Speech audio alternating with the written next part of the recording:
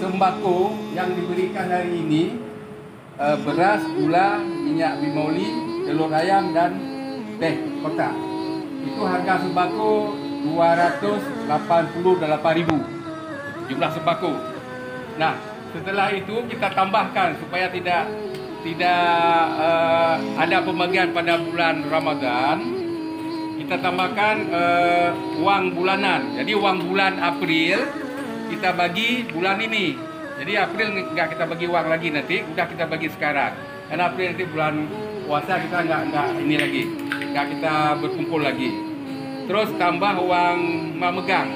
Uang mamegang 200.000, uang jajan bulanan 150.000. Nah, uang pakaian seperti ibu-ibu yang minta. Jadi kami penuhi kali ini.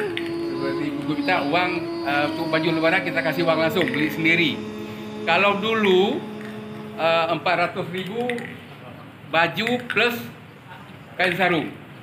Nah, kali ini karena kain sarung ada yang sedekahkan hari itu, jadi untuk kali ini kita berikan 450.000 untuk beli pakaian. Kain sarung nggak kita berikan lagi karena sudah kita bagi kemarin. Jadi ibu-ibu, untuk uang yang di dalam amplop ini berjumlah satu orang Rp800.000.